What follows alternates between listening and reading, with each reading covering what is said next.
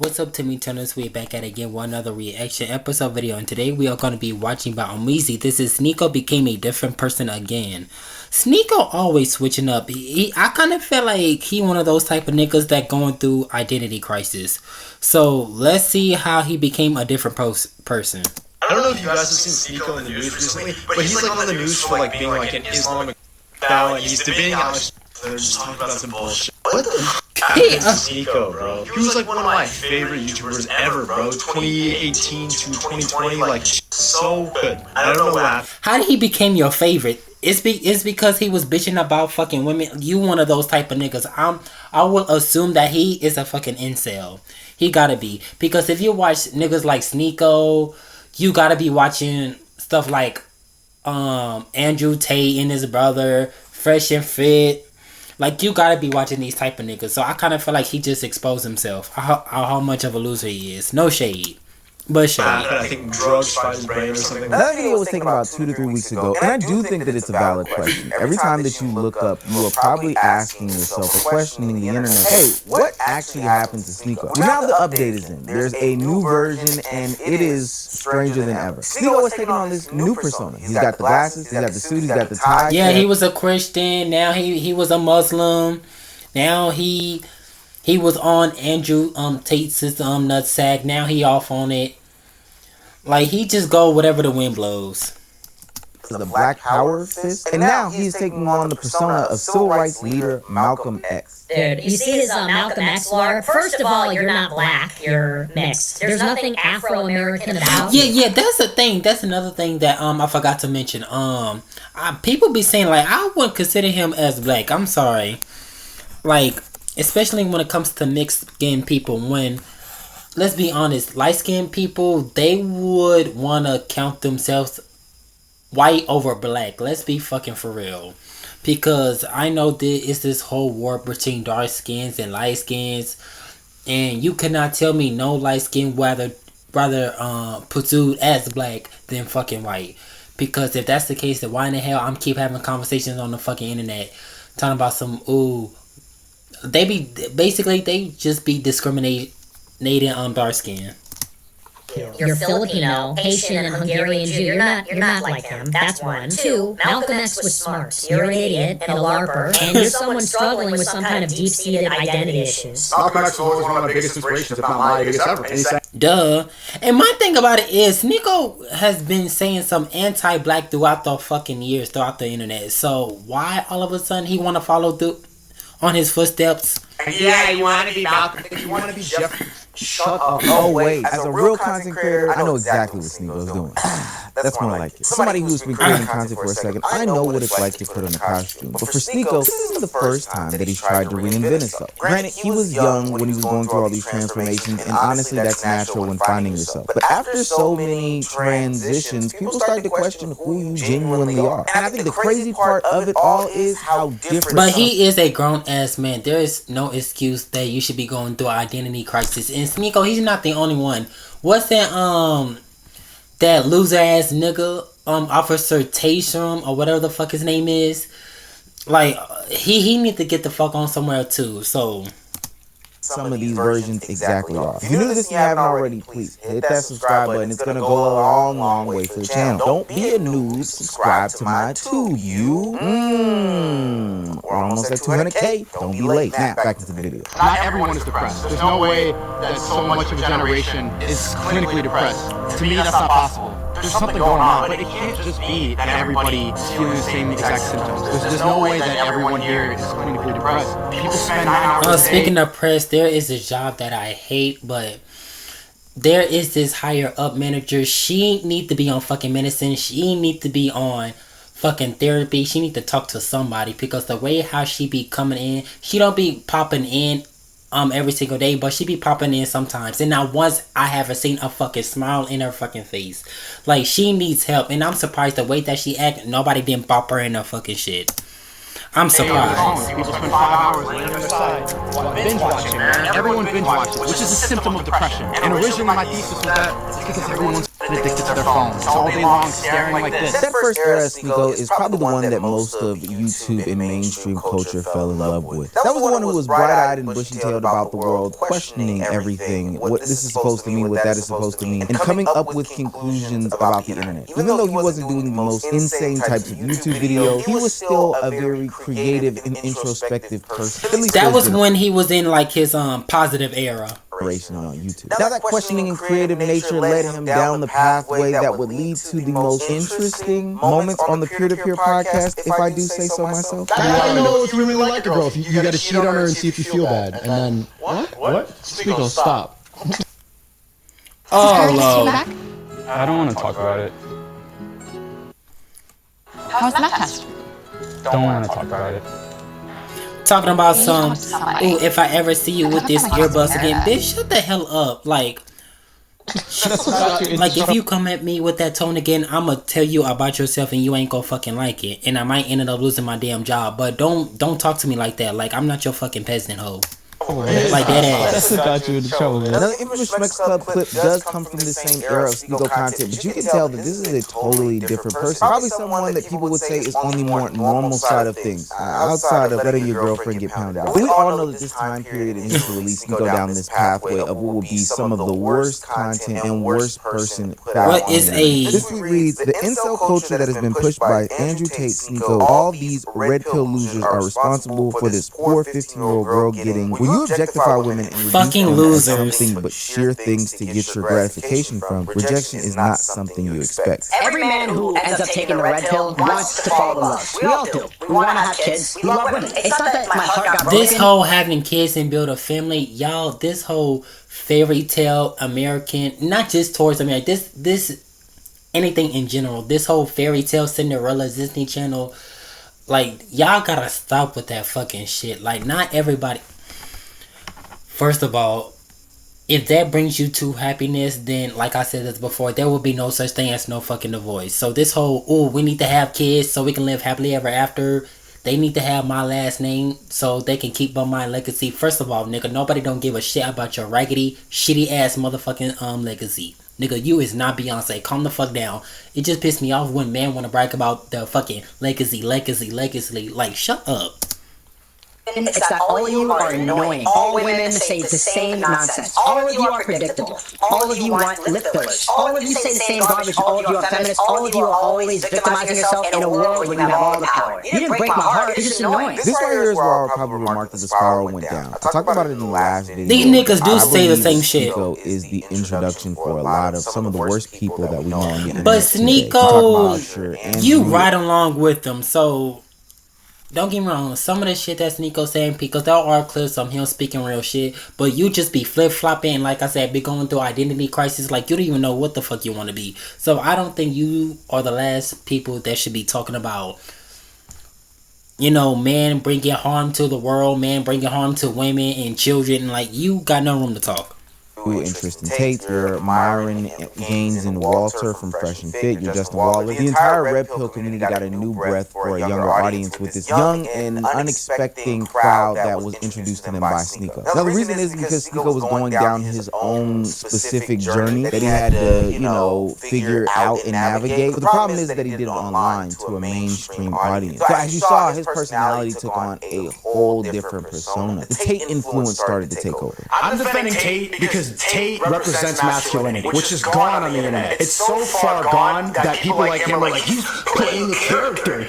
Masculinity, that's the only reason why this world is fucked up the way it is now. Let's be fucking for real. That Leon Lush and H3H3 say, everybody masculinity, y'all want to talk shit about how women more emotional, but men cause wars. Wars was caused by men because of y'all fucking egos. So y'all should be talking about who's more emotional than like. To me, you're toxic, problematic, insecure, and This is a guy who won a contest for being a super duper creative from Mr. Beast. This is a guy who was running around with the content group A&P. I was literally there as he was in some of the videos and just hanging out with, especially the New York members like a Phantom or a Kai. And now his whole circle has changed to this red. My thing about it, whenever time Mizzy be bringing up AMP, he always gotta mention, oh, I work with him, I was there. I'm like, calm down, okay, we get it.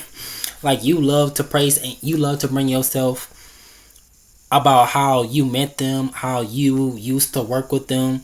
Why every time you bring up AMP, we get it. You love them. Pill man, like, come on, Easy.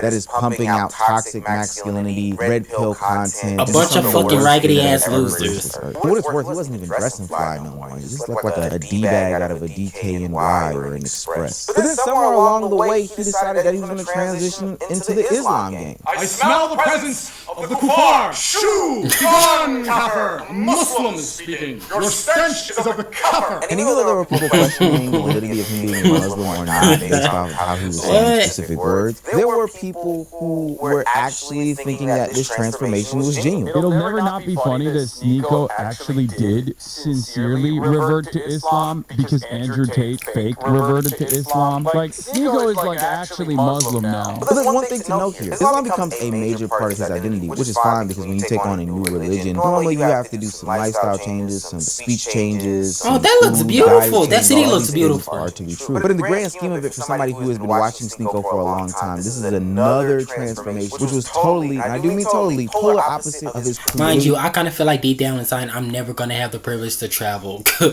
But that city looks beautiful though. Pre-living era days. Ah, shit. Did you know you could create an entire animated series? I don't give a fuck. I think you're going on a good trajectory, but if you want my honest opinion, I think you're also doing a lot of damage in being very extreme in your rhetoric. I don't think you should say things like, I saw like some post that you said like, Kafar should be happy that they're like, we're talking to them or something. I mean, like, this is extreme. It's not like we're angels descended from heaven or something. And look, from my POV, if you change in your 20s, that's pretty normal and pretty healthy. But just like this other Muslim speaker was saying to him, the worst part about But my thing about it is he changed every fucking second, every hour, every minute. It's like, again, back to identity crisis. All of these things is that he goes on the complete He was trying to be a Christian, that failed. He was trying to be a Muslim, that failed. Like, what else? When it comes to these things, even in his introspective era, he was saying some pretty far out stuff as far as trying to figure out his But my life. thing about it is because of the older videos when he was younger, like I said, I kind of felt like he was in his positive era. So in my head, I'm like, what it went wrong? Like, what went wrong for him to like, from up till now? Like, how did we get here? The purpose of young people. But then even as he gets into his free living era, I think it's pretty far out for most people to watch their girlfriends get pounded out by somebody at a Schmeck's club. And then when he goes into the red pill era, he goes to the furthest extent by platforming Andrew Tate, Tristan Tate, Myron Gaines, and Walter from Fresh and Fit. I think that's pretty extreme. I didn't even get into the early era of his whole conquest where he started platforming Kanye West and making him mainstream and popular again. And then on the Islam side of things, he's pretty extreme. All of these are super duper. Kanye West, oh my fucking god. The fact that his show was sold out and thousands of people went to go see him. Mind you, this whole cancel culture shit, it's just not a fucking thing. Like, whenever I hear cancel culture, it's like y'all people is mad at these fucking celebrities at the moment, but when they do something that is trending and something that y'all like, all of a sudden all that shit that y'all was bashing these celebrities for their bad behavior is out the window. So it's like, opposite ends of the spectrum. But I think if you wanted a clear example as to how far Sneako was willing to go when it comes to changing his personalities, I think the Andrew Tate of it all, the perfect scenario. I'm defending Tate because Tate represents masculinity, which is gone on the internet. For years, Andrew Tate wasn't just another person that Sneako associated with. In the eyes of his audience, he was somebody that he really looked up to, defended routinely. Some would even go as far as to say idolized. They existed in red pill circles together, they streamed together, they partied together. This would become somebody that Sneako was associated with, and now they beefing. Introduce his young audience to. But then all of a sudden, their relationship just. Sneako was just laughing at that man of him getting arrested. Then Andrew Tate just got arrested just recently, so ain't he going to jail for a long time? So yeah, Sneako was just laughing at this damn man. Apart. And now, months later, Sneako is denouncing everything. And I do mean everything that has to do with Andrew and Tristan Tate and the whole lifestyle and ideology that they've been preaching for the past few years. Now when I see Andrew Tate and Tristan Tate are in jail, inshallah, I hope they rot in jail for the rest of their lives. Wallahi, I do. Allegedly, I think they're guilty. I hope they rot in jail forever. Wallahi, I do. I pray for the kuffar humiliation. But see, this is where a lot of people have a problem with a Sneako or anybody who does these radical online changes. When you look at the charges as to what Andrew and Tristan Tate are facing, nothing is new. The personality isn't new. The crimes that they're facing aren't new. The allegations aren't new. Nothing about them has changed, but the data. These dick suckers, they want to dick suck his meat so goddamn bad. Y'all ain't nothing new. So it's like, come on. To be quite honest with you, their beliefs still are the same. Their ideologies about women are still the same. All of these things remain the same. Exactly, fucking losers. What has really changed? Was it the fallout that made things happen? Did Sneako actually take a deeper look into these things? Maybe he was blinded by the friendship of it all. Maybe he's ebbing and flowing with his community to make sure that he's still popular in their eyes. But I just find it strange with what most of the internet does find strange as well, is that, hey, how come you're riding with this guy and saying that he's innocent, and then when your friendship / relationship starts to fall apart, all of a sudden they deserve to rot in prison? Allegations are allegations. That reminds me of this clip when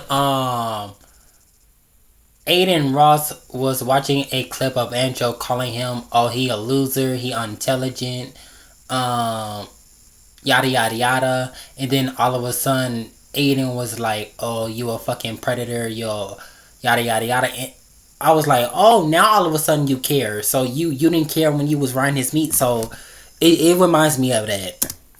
Their crimes, regardless of the friendship status, and influence is influence, something that you ultimately do have. It's kind of reckless to go out there and defend the guy, knowing or even thinking that there's a level of guilt involved in their actions. To hell with the whole concept of like, you know, there's some benefit of the doubt here because it's my friend. If you think that this person did this, you can distance yourself wholeheartedly. But it's just strange that now all of a sudden, hey, this guy deserves to rot in jail, as if this is something new that's going on. Exactly, that's fake. Do Sneako's worldviews and beliefs change as his friends do, as opposed to getting some of his own? Now, on the surface, Sneako separating himself from all of these old... But my thing about it is, stuff like this, I don't believe in, and most of the time, I don't believe in justice. I don't believe in the law, because let's be honest, the law, it protects, you know, men that are pedophiles, men that are off people. Like, it just protect people like that. It really don't protect, you know, the people that should, you know, it don't protect the good people. Let me just say that. It just don't. I mean, Donald Trump, for example, he got like a whole, like, cases and I would say allegations, but he got a case studies towards him. And, you know, he got witnesses telling him that Trump doing this to little girls, yada, yada, yada. And now he's still the president of the United States. So it's like, you could do bad shit and you can get away with shit. So I really don't believe in the law. Friends and old ways is a positive thing. I mean, look at the circle of dudes that he was around. I can't tell you how big of losers everybody in this picture is. Tate, Clavicular, Nick. Like, somewhere, I'm sorry, I'm keep pausing it. But it when it comes to topic like this, there's a lot of shit I can say. But since we talking about the law, didn't Atlanta, they got some type of law to where that if somebody break into your house, you can't defend yourself, and if you do, you go to jail. So that right there, like, what? Like, how the hell you going to jail if somebody break into your house? Like, that shit don't make sense. This is the shit I'm talking about. It's like the law protects like like fucking demons on this earth. Fuentes, Sneako, Myron, these are the Red Pill Avengers. Now, just as of January this year, they were still publicly associating with each other. But now, all of a sudden, they are clashing day in and day out. And it's Sneako who is the one that's on the opposite end of the spectrum from these guys. Whether it be his public lashings for Nick Fuentes. He goes on the show and he talks about Hassan Piker. Hassan's a communist and he's anti-white. Hassan Piker is far whiter than Pablo Fuentberg. Hassan Piker, 100% European. Pablo Fuentberg is a Mexican Sephardic Jew. Or whether it be his admonishings of Andrew Tate and all of the things that he's done. Now Sneako feels as though he's the guiltiest thing in the world all of a sudden. You made an empire and a career making men, and you bragged about it. You went on the Full Send podcast and bragged to Steiny, Salim, and Kyle that you went under the desk to start typing and knew the best ways to make guys. That was your empire. That's how you built it. That's how you made a name for yourself. That's how Exactly. You cannot tell me that people that were so stuck up on Andrew Tate, y'all was praising this damn man like he's fucking Jesus. Y'all were praising this man like he's your daddy. Each and every single one of y'all motherfuckers were praising this damn man. And I don't give a fuck what nobody say. Y'all, and mind you, these be them niggas who want to talk about, oh, I'm not on that gay shit. I don't do gay shit. But y'all doing shit like this. Like, boy, fuck them. Coming to the Red Pill Avengers group, Clavicular, which seemed like Clavicular didn't really give a shit. But this one is more of like a moral/ethical dilemma as opposed to like him just outright hating them. Yeah, we saw this earlier. He's dissing Gaza here. After we get out of this entrapment here. This is the Gaza Strip. He doesn't apologize for this. I am never going to call him a friend again. It's too bad. I was actually just talking to him a few hours ago. I didn't see this before. I can't be friends with somebody doing this. I think I remember that. Because you want to make money, right? You want to be able to sell out collections and buy your favorite sneakers like this.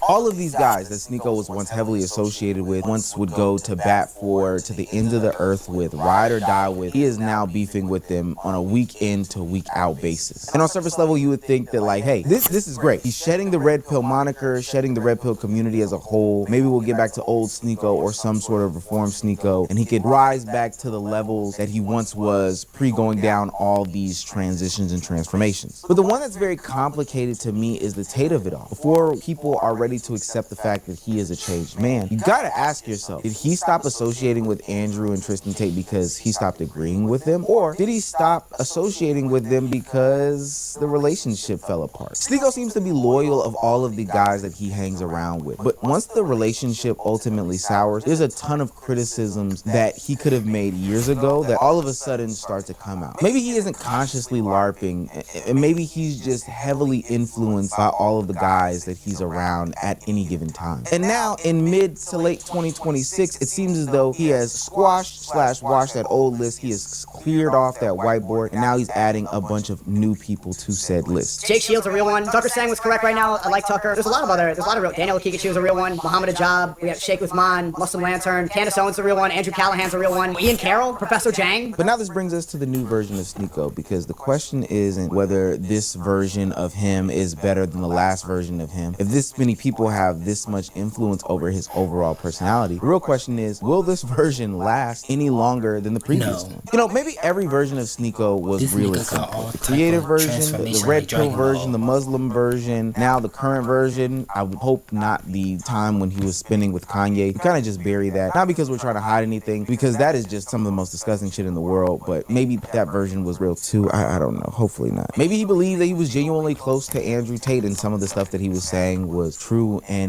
right. Maybe he changed religions and found solace in the Muslim faith. And maybe he genuinely believes the things that are going on now and what he's saying to be so right and true. The problem is that Sneako seems to attach himself so strongly to whatever person or worldview he's around that when those relationships change, he changes with them. And because he's done that publicly for years, every new version of Sneako comes with the same exact questions. I don't like the fact that he does these things so publicly as well. I get it that if you go through a transformation, it's probably going to bleed into all of your life. But when you mix it with the extremist nature, he introduces some of the worst people to mainstream media, and then he tries to later on, after he's done with it, put the tube back in the toothpaste. My brother, the toys are already out on the floor. Mommy's already stepped on them. The damage has already been done. You can't kind of just reel it back in and say like, oh, Andrew Tate is a bad guy. No. So many young people have already been impacted and affected. And sure, maybe you lead some people down a righteous light on on the way there, maybe you do get a guy to go to the gym. Maybe you do get a guy to look at the Muslim faith and find solace in that. And this was probably somebody who was doing some damage in the streets and now has some sort of identity in a faith. I think that all that is cool, but think about all the other surrounding damage that could be done while you were talking about some of the most extremist things in the world. And because he's done this for so many years, every new version of Sneako comes with pretty much the same exact question. Is this actually who he is now, or is this just who he is until the next phase of Sneako comes along? No, he's just going through identity crisis. That's all it is. Like I said, he don't know what he wants. So yeah.